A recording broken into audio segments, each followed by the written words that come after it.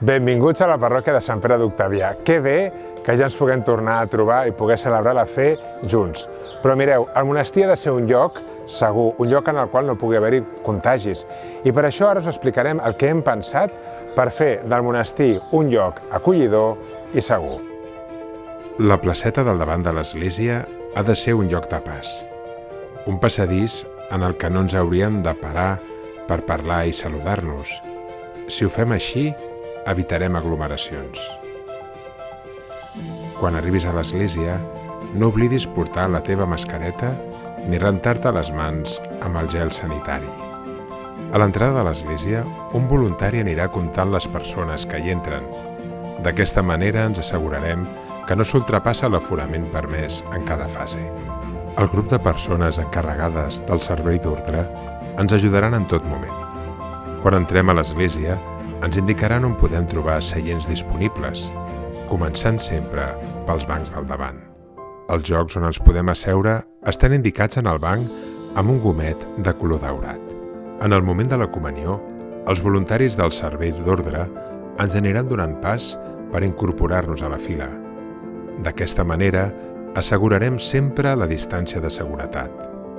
En el moment de rebre la comunió, tenim una petita variació.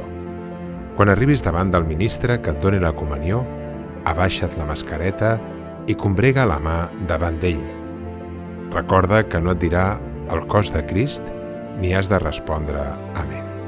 Al final de cada celebració, un equip de voluntaris desinfectarà l'església amb un producte antivíric homologat.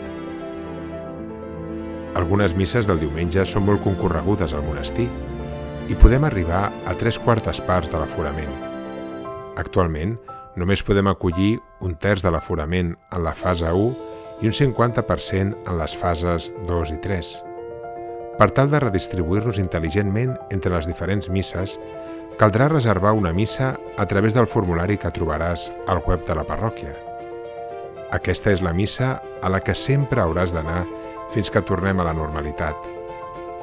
També hem incrementat els horaris de missa.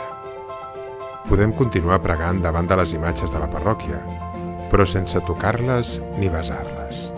També recordem que els bisbes han prorrogat fins al final de la fase 3 l'obligació d'anar a missa els diumenges i que també ens diuen que pensin les persones que estan malaltes, que són ancianes o són persones de risc, sí que valorin si millor quedar-se a casa seva per tal de no contagiar-se. Per tant, jo crec que aquest és un avís que l'hem de tenir en compte per la vostra salut per evitar contagis.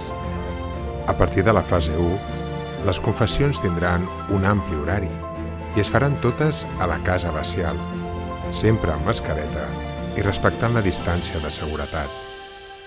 Per a més informació, consulteu el web de la parròquia i seguiu-nos a l'Instagram.